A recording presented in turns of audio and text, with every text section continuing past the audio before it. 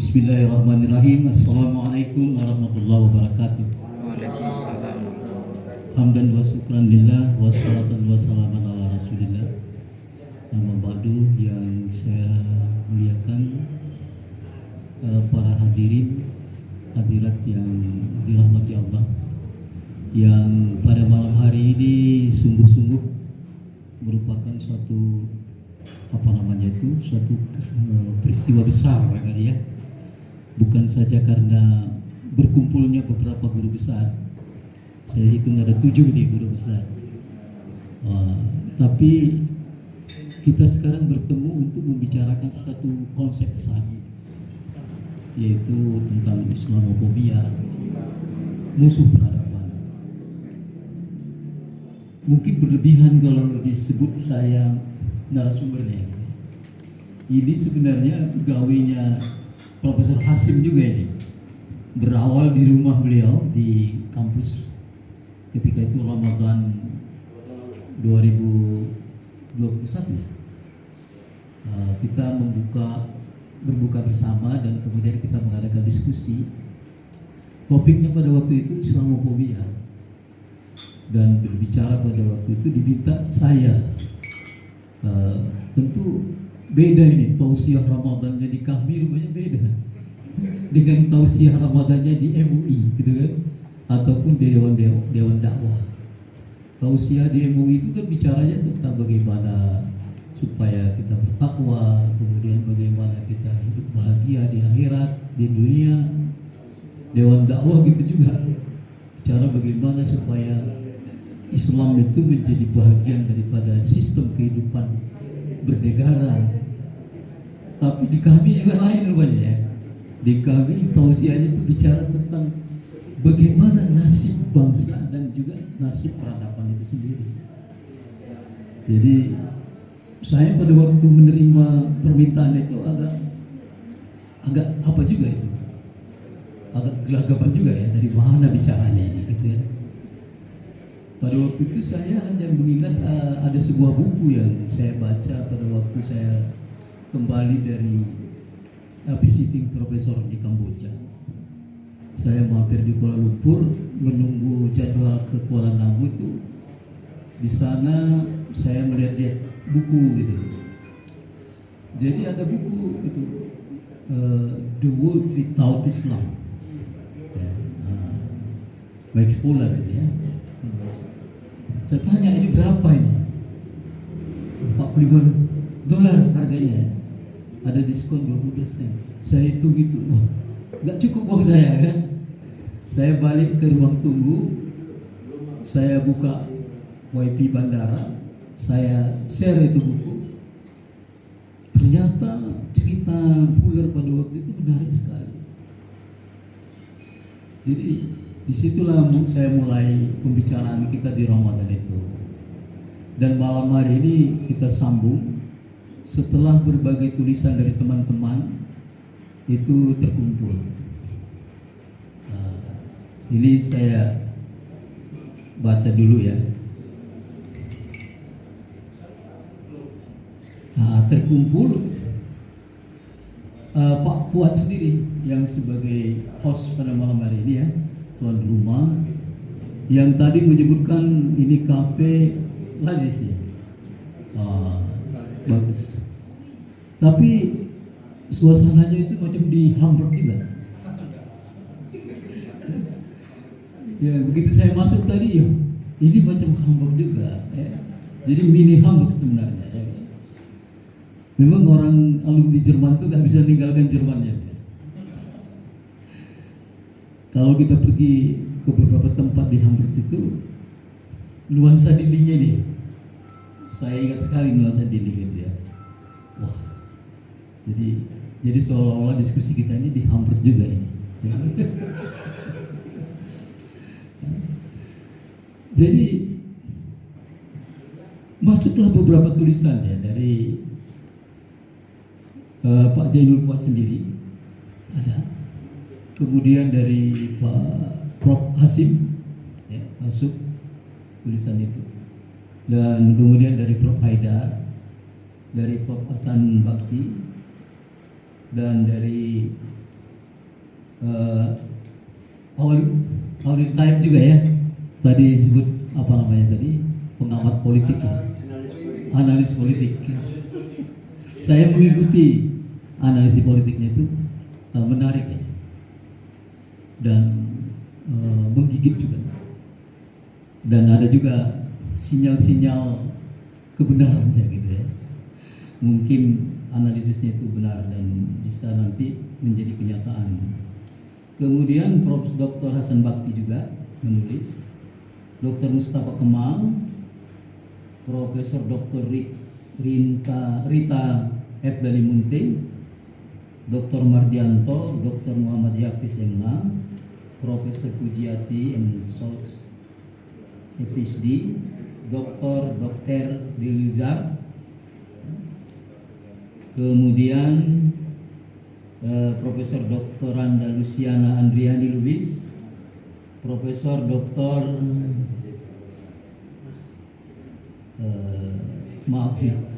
Haidar Putra Daula ya. Sebenarnya lebih duluan Bang Haidar punya masuk ini, tapi ditulis Sukri ini kok di akhir ini. Perlu dimarahi juga ini Sukri. Kenapa di akhir? Iya. Jadi saya setelah masuk punya Bang Haidar, gembira saya itu. Ini pasti menyusul profesor yang lain gitu kan.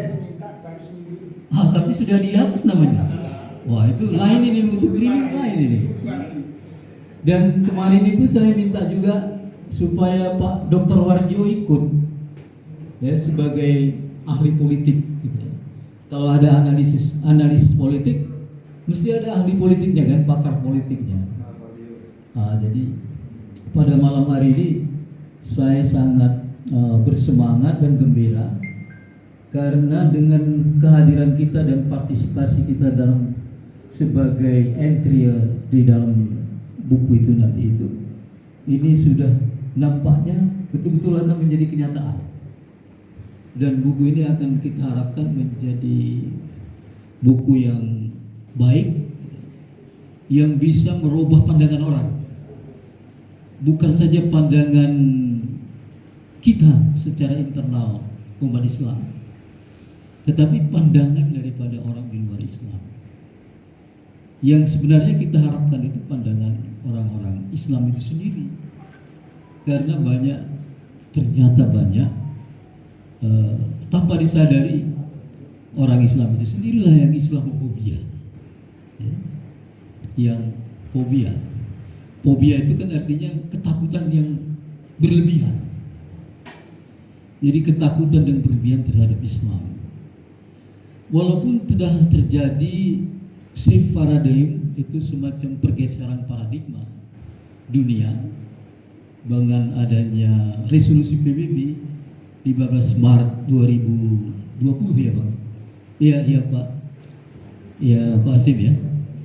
15 Maret 2020 itu PBB mengeluarkan resolusi agar dikembangkan anti Islamofobia.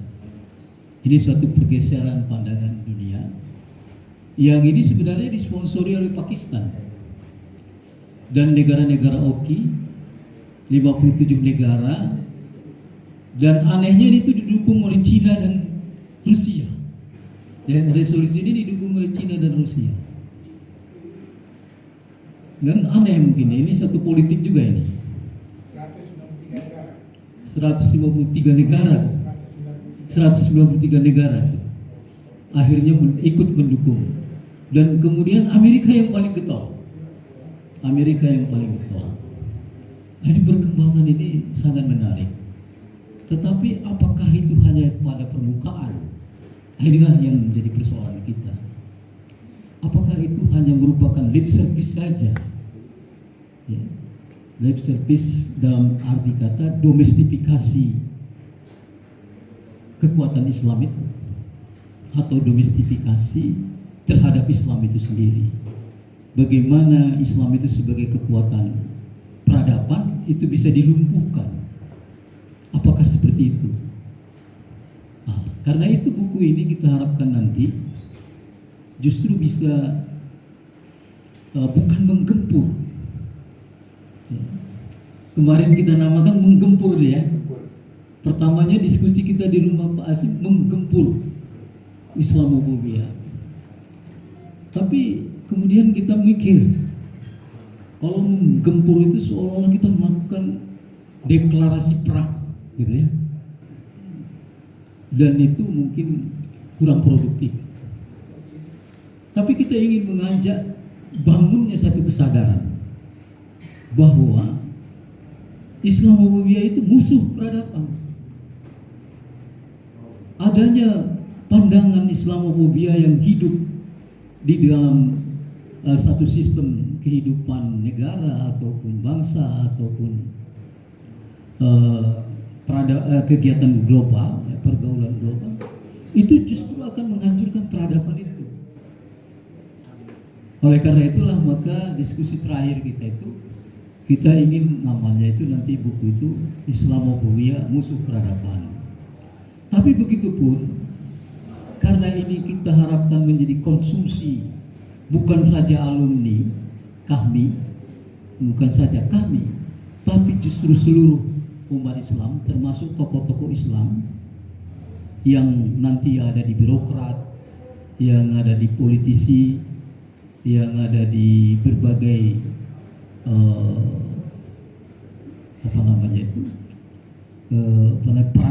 berbagai peran di tengah-tengah masyarakat kita, itu bisa membaca buku ini dan merubah mindsetnya, sehingga kemudian itu akan menjadi trigger atau pemicu bangkitnya semangat kebersamaan dan semangat kemanusiaan untuk memajukan suatu peradaban yang bisa diterima oleh semua orang. Inilah kira-kira gagasan kita, sehingga arah daripada tulisan kita itu nanti justru membangun kesadaran bagi semua pihak bahwa siapapun yang Islamofobia itu adalah musuh peradaban dan musuh kemanusiaan. Jadi bukan musuh Islam, tapi musuh peradaban dan musuh kemanusiaan itu sendiri. Sehingga nanti tulisan-tulisan itu akan secara tidak langsung menginsafkan orang, begitu kira-kira ya, menginsafkan siapapun yang membacanya. Mungkin ini terlalu ideal tujuannya, tapi itulah yang kita maksudkan buku ini nanti, fungsinya dan perannya. Fungsi dan peran yang kedua yang kita harapkan dari buku ini adalah bagaimana menumbuhkan suatu gerakan-gerakan untuk mematahkan semua bentuk-bentuk Islamofobia yang terbungkus di dalam demokrasi dan terbungkus di dalam materialisme, yang terbungkus dalam new komunisme.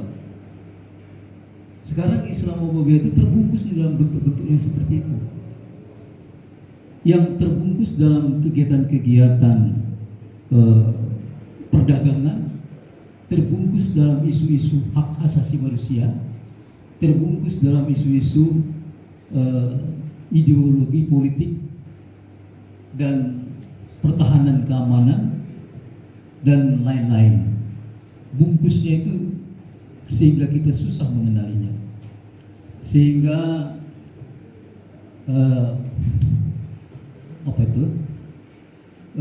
Mahfudz MD itu bilang nggak ada itu Islamofobia di Indonesia, nggak ada itu, tidak benar itu.